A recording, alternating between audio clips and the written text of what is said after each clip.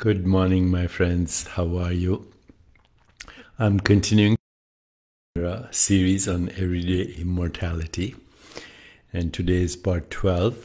I encourage you to look at previous posts, not only in the series of everyday immortality, but also addressing spiritual solutions to existential anxiety, suffering, the fear of death, and also addressing the mystery of death. But I'm going to continue, even as I encourage you to look at the previous videos, so you can sequentially follow what I are in this particular series on everyday immortality, which ultimately leads us to the experiential conquest of death, ultimately leads us to the meaning of existence, ultimately leads us to the meaning and purpose of life itself. So, today I want to address something that is part of our collective consciousness when it comes to constructs. So for the last maybe 20, 30 years, people have been talking about the law of attraction or the mechanics of manifestation. You've probably seen endless videos, read many books, or at least know of many books that talk about manifestation, law of attraction, etc., etc. And all of these have some partial truth to them. But today I want to go deeper and actually show you how you can consciously participate in attracting whatever you want in your life and manifesting whatever you want in your life with least effort, with the absence of driving ambition, exacting plans, hard work, and ultimately consciously participate in the manifestation of your personal reality through no effort at all. The law of least in the seven spiritual is about that. Do less and accomplish more. Ultimately, do nothing and accomplish everything. That's how nature's intelligence works. Nature's intelligence, the ultimate and supreme genius that mirrors the wisdom of the cosmos and is your own inner intelligence. It works with least effort. Right now, you're not expending any conscious effort in making your heart beat or regulating your blood pressure or your immune system or your autonomic responses or your feelings or your digestion or growing your hair or your fingernails. All is happening with no effort on your part. How can we use conscious intention to manifest what we want at all times?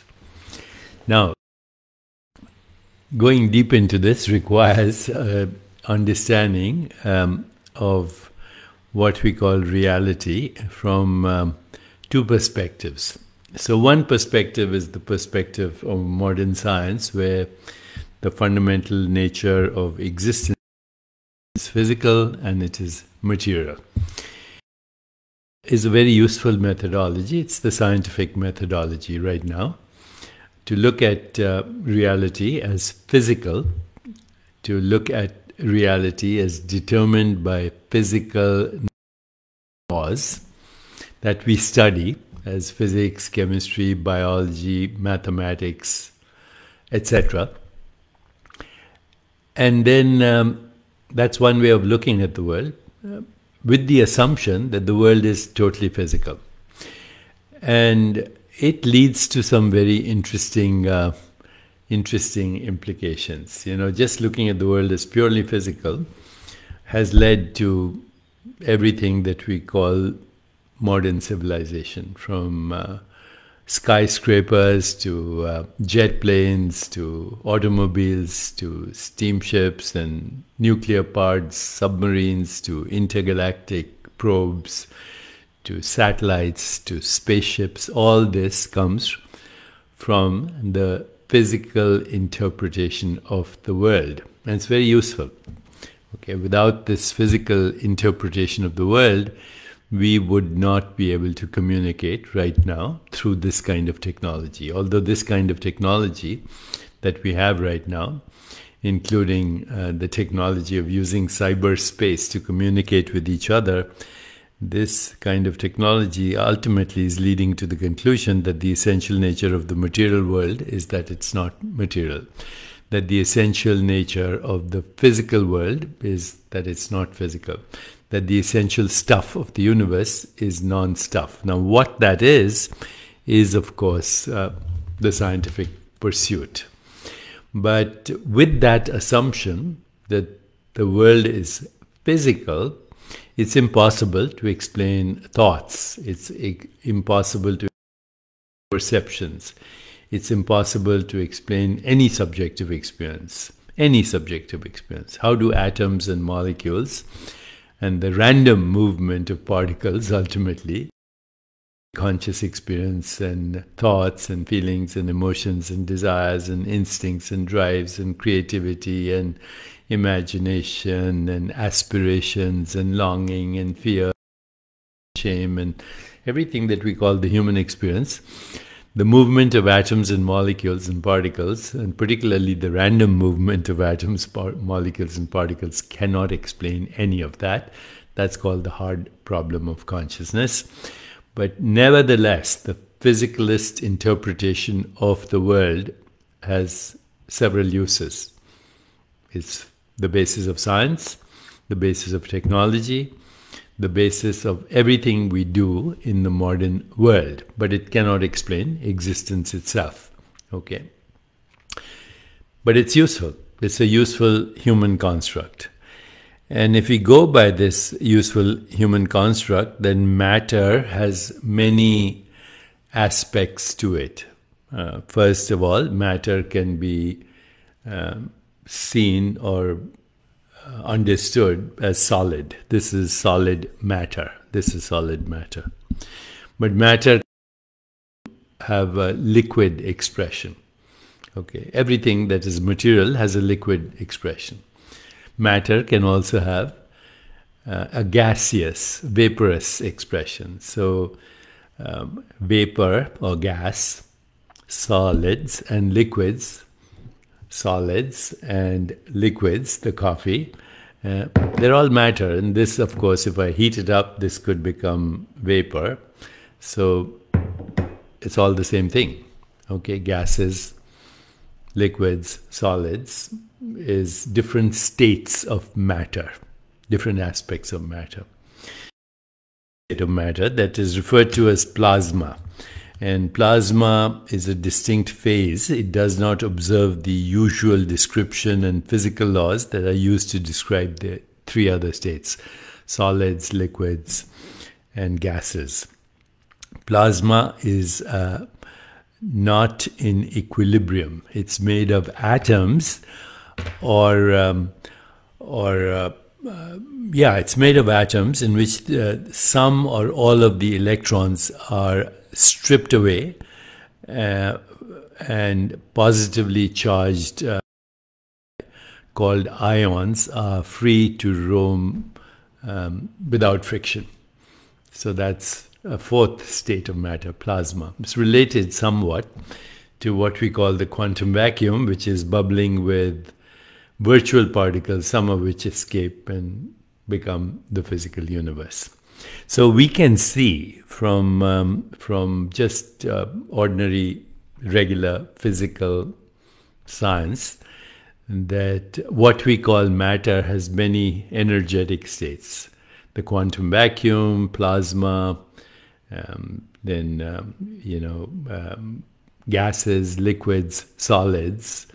They're all different phase transitions of the same substance. And that substance is referred to as matter. Never seen that substance. We don't see anything called matter. We only have access to our perceptual activity. But the construct of matter is useful in creating technology, and that's what we're using right now. But even as we look at the construct of matter, we see that matter ultimately becomes non-material at the level of the quantum vacuum, or go even beyond that, at the level of waves of possibility in mathematical space. Matter is totally immaterial. So we are understanding physical reality as matter in all these states. Okay, in all these states. Quantum vacuum, possibility waves, singularity, plasma, vapor, liquids, solids. So far, what I've said is not really controversial, except for the fact that no one has had the experience of matter. No one has had the experience of matter. What you're experiencing is a species-specific perceptual activity, in this case, human, within a narrow band of perceptual activities that human consciousness is interpreting matter. And that matter includes inanimate matter, like this coffee cup and the coffee too. Then it also includes animate matter, a biological organism that has volition, that moves, that speaks, that breathes, that eats, etc., metabolizes. So you have animate matter, you have inanimate matter. The animate matter is biological organisms and bodies that move around, including our own body.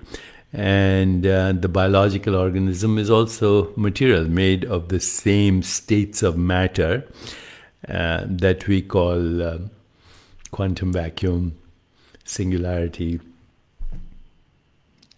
plasma, liquids, gases, and immaterial possibility waves. Correct? So now, even though we haven't experienced any of this, all we have experienced is our perceptions. These are very useful constructs. But now look at the same thing from a consciousness perspective. So instead of calling this solid, call it hard. Hard. The sensation is hardness. The concept is solid, but the sensation is hardness.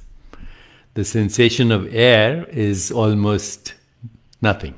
Okay? If I move my hand and I can feel the air, it's very soft. Okay?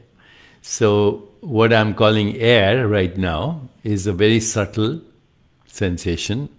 What I'm calling solid right now is a hard sensation. Air is a very subtle sensation. And this is a hard sensation. This is a semi-hard sensation. It's not as hard as this. So, is this a solid or is this a sensation? Is this a solid with a different density, or is this a sensation?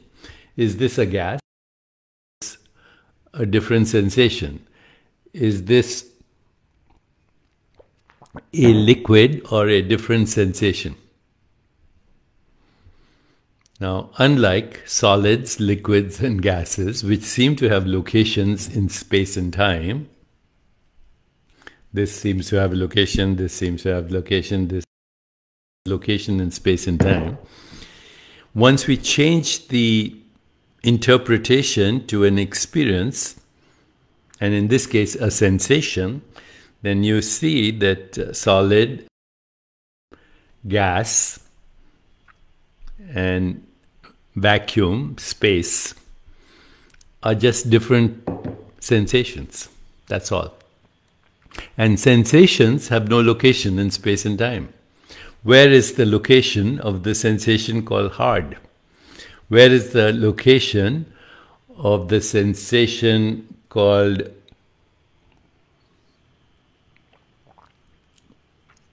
liquid? Where is the location of the called space, or the sensation called air? You see, sensations have no location in space or time. But we reify them, we construct them in our imagination and call them objects. Liquid, solid, gases, vacuum, space, singularity. These are human constructs for shifting states of experience. And these shifting states of experience are only things like sensations, which includes all sense perceptions, feelings, emotions, images, imagination, thoughts, analyzing those sensations, and volition, changing those sensations. So what's happening? There is endless transformation that is happening right this moment, endless transformation happening, ceaseless transformation happening in what we call timeless now. And what is that transformation? On the physical level, we can say it's, quantum vacuum, solid states, plasma, liquid, gases, etc. But on the level of experience, what is happening ceaselessly is the arising and subsiding of sensations, perceptions, images, feelings, thoughts. And this right now in timeless being. Right now in timeless being. If I ask this transformation, you can't. Okay? Stop thinking. You cannot consciously stop thinking, because even the desire to stop thinking is a thought. Stop feeling. Stop imagining. Stop feeling any sensations. Impossible, right? It's all happening boom, boom, boom, boom, boop, boop, boop, boop, right now, ceaselessly, eternally, in timeless now. So what we call is transformation is happening right now. Okay, 6 weeks ago, I left New York to come to California. So apparently what happened is, that which I call Deepak Chopra's body-mind, left the apartment, got into an automobile, went to the airport, saw people in the airport, went to the plane, took the plane, traveled across the country, and came to California, and then got locked down. Okay, that's... But let me ask you something else. Did awareness travel from New York to California? And the answer is, of course not, because awareness is formless, spaceless, timeless, infinite, and therefore cannot have any location. So awareness did not travel from New York to California. Did sensations travel in that awareness? No, they just shifted, changed. Did perceptions travel in that experience? No, they just changed their state. And all that happened was there was a change of state ceaselessly, which is happening right now. Okay, and that change of state was shifting, ceaselessly arising and subsiding sensations, perceptions, images, feelings, thoughts. Of course, governed by subtle intention. That which I call I am had the subtle intention, leave New York, go to California. And then that subtle intention changed what we call sensations, perceptions, images, feelings, thoughts, which then gave us the perceptual experience that a body-mind traveled from an apartment in New York to the airport, took a plane, and came to California. The scenery changed. Why? Because perceptions changed, modulated themselves into another experience as a result of subtle intention. And that's all that's happening, by the way. Subtle intention is changing sensations. Right now, that you can perceive as my moving hand or my moving lips or the sound that you hear, all this is subtle intention changing sensations. That's it. Then everything else is an appearance, Jagat Mithya, the world appearance. This includes body, mind, and physical world. I hope this is clear and understandable. Forever been changing states, and these states are sensations. Your parents had a sensation when they fell in love. They had another sensation when they were intimate. There was another sensation in consciousness called a fertilized ovum.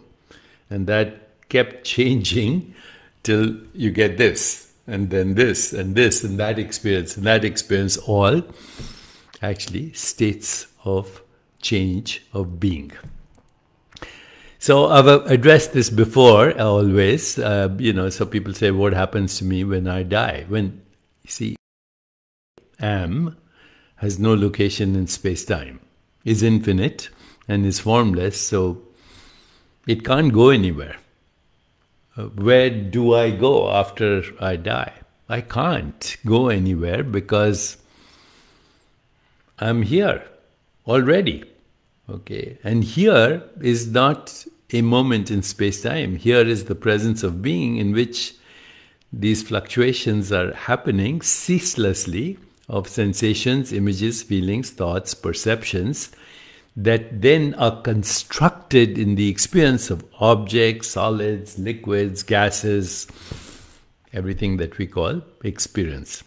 But these states of changing, ceaselessly changing states of sensation, because that's all they are, ceaseless of sensation, are eternal and now and ceaseless and unstoppable.